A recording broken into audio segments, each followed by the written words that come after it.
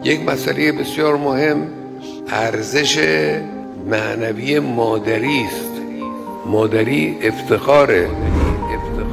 امروز من میبینم بعضی ها به تبع همون سیاست‌های سرمایه‌داران و استعمارگران و بدخواهان جوامع مستقل به خصوص جامعه ما به دنبال اونها مادری رو بد تصویر میکنن. اگر کسی بگه فرزند آوری لازمه برای خانواده ها طعنه میزنن، مسخره میکنن که ها شما زن رو برای بچه میخواید، برای فرزند آوری میخواید.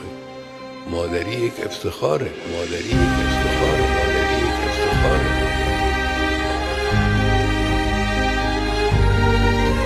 اینی که یک موجود انسانی رو شما با زحمت زیاد چه در درون خودتون چه در بیرون در اوایل زندگیش پرورش بدید، زحماتش رو تحمل کنید، او رو به عنوان یه انسان پرورش بدید، این افتخار کوچکیه، خیلی با اهمیته، خیلی با ارزش،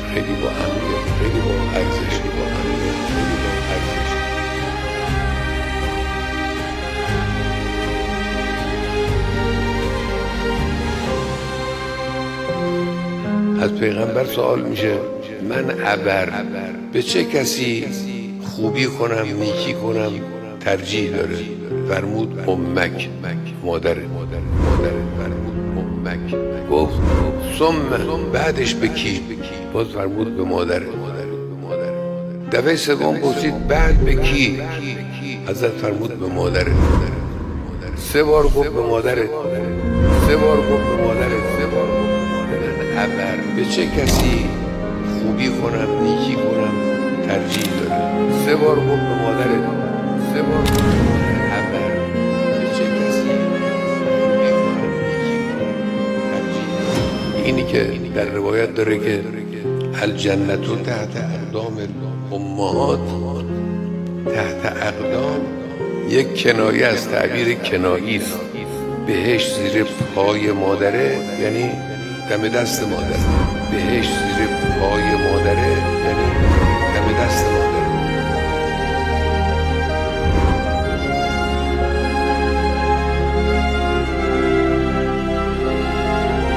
شما بهشت میخواهید برید سراغ مادر.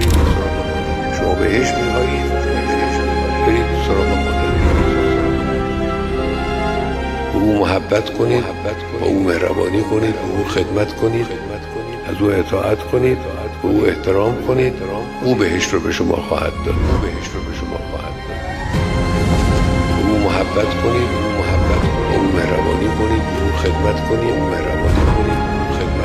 او احترام کنید، از او اطاعت کنید، او بهشت رو به شما خواهد داد.